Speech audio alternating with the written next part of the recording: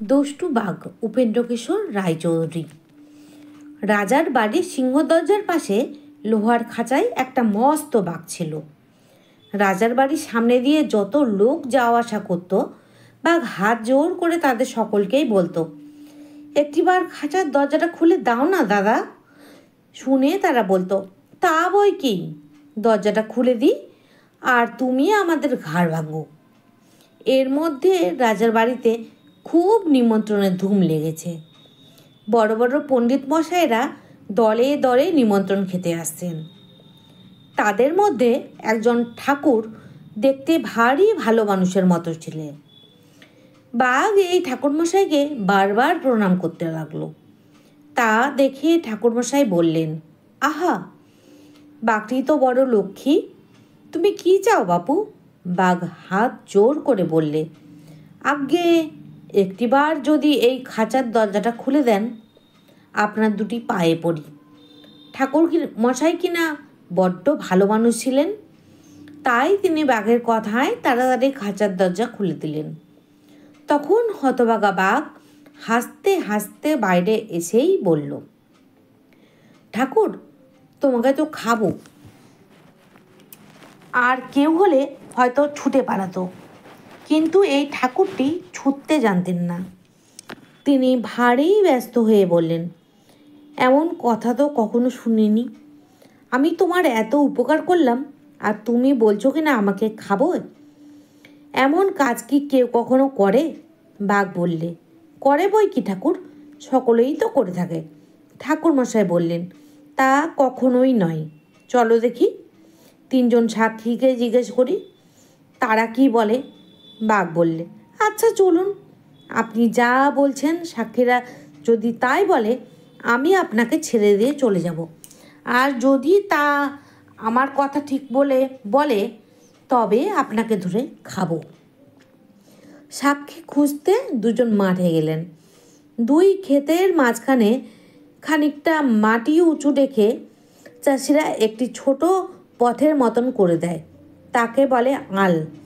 ঠাকুরমশাই সেই আল দেখিয়ে বললেন, এই আমার একজন সাক্ষী।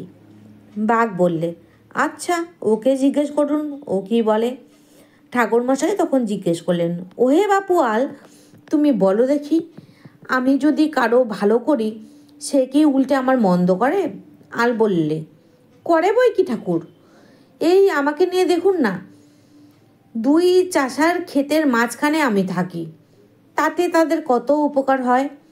একজনের জমি আর একজন নিয়ে যেতে পারে না, একজনের ক্ষেতের জল আর একজনের ক্ষেতে চলে যায় না। আমি তাদের এত উপকার করি, তবু হতভাগারা লাঙল দিয়ে আমাকেই কেটে তাদের ক্ষেত বাড়িয়ে নেয়। বাঘ বললেন, শুনলেন তো ঠাকুরমশাই, ভালো করলে তার মন্দ কেউ করে কি না? ঠাকুরমশাই বললেন, রোসো, আমার তো আরও দুজন সাক্ষী আছে। বাঘ বললে, আচ্ছা চলুন। মাঠের মাঝখানে একটা বট গাছ ছিল। ঠাকুরমশাই তাকে দেখিয়ে বললেন, ওই আমার একজন সাক্ষী। বাঘ বললে, আচ্ছা, ওকে জিজ্ঞেস করুন, দেখি ও কি বলে। ঠাকুরমশাই বললেন, বাপু বটগাছ, তোমার বয়স হয়েছে, অনেক দেখেছো শুনেছ, বড় দেখি, উপকার যে করে তার অপকার কি কেউ করে? বটগাছ বলল, তাই তো লোক আগে করে, ওই লোকগুলো আমার ছায়ায় বসে ঠান্ডা হয়েছে আর আমাকেই খুঁচিয়ে আমার আঠা বার করছে, আবার সেই আঠা রাখবার জন্য আমারই পাতা ছিঁড়ছে। তারপর ওই দেখুন, আমার ডালটা ভেঙে নিয়ে চলেছে। বাঘ বললে, কি ঠাকুরমশাই, ও কি বলছে? তখন ঠাকুরমশাই তো মুশকিলে পড়লেন, আর কি বলবেন ভেবে ঠিক করতে পারলেন না। এমন সময় সেখান দিয়ে একটা শিয়াল যাচ্ছিল। ঠাকুরমশাই সেই শিয়ালকে দেখিয়ে বলল, ওই আমার আর একজন সাক্ষী, দেখি ও কি বলে। তারপর তিনি শিয়ালকে ডেকে বললেন, শিয়াল পণ্ডিত, একটু দাঁড়াও, তুমি আমার সাক্ষী। শিয়াল দাঁড়ালো, কিন্তু কাছে আসতে রাজি হলো না। সে দূর থেকে জিজ্ঞেস করলো, সে কি কথা, আমি কি করে আপনার সাক্ষী হলুম? ঠাকুরমশাই বললেন, বলো দেখি বাপু, যে ভালো করে তার মন্দ কি কেউ করে? শিয়াল বলল, কার কি ভালো কে করেছিল আর কার কি মন্দ কে করেছে শুনলে তবে বলতে পারি। ঠাকুরমশাই বলেন, বাঘ খাঁচার ভেতরে ছিল আর আমি ব্রাহ্মণ পথ দিয়ে যাচ্ছিলুম। এই কথা শুনেই শিয়াল বললেন, এটা বড় শক্ত কথা হলো। সেই খাঁচা আর সেই পথ না দেখলে আমি কিছুই বলতে পারবো না। কাজেই সকলকে আবার সেই খাঁচার কাছে আসতে হলো। শিয়াল অনেকক্ষণ সেই খাঁচার চারধারে পায়চারি করে বললে, আচ্ছা, খাঁচা আর পথ বুঝতে পেরেছি, এখন কি হয়েছে বলুন। ঠাকুরমশাই বললেন, বাঘ খাঁচার ভেতরে ছিল আর আমি ব্রাহ্মণ পথ দিয়ে যাচ্ছিলুম। অমনি শিয়াল তাকে থামিয়ে দিয়ে বলল, দাঁড়ান, অত তাড়াতাড়ি করবেন না, আগে ওইটুকু বেশ করে বুঝে নিন। কি বললেন? বাঘ আপনার বামুন ছিল আর পথটা খাঁচার ভেতর দিয়ে যাচ্ছিল। এই কথা শুনে বাঘ হো করে হেসে উঠল। বললে, দূর গাধা, বাঘ খাঁচার ভিতরে ছিল আর বামুন পথ দিয়ে যাচ্ছিল।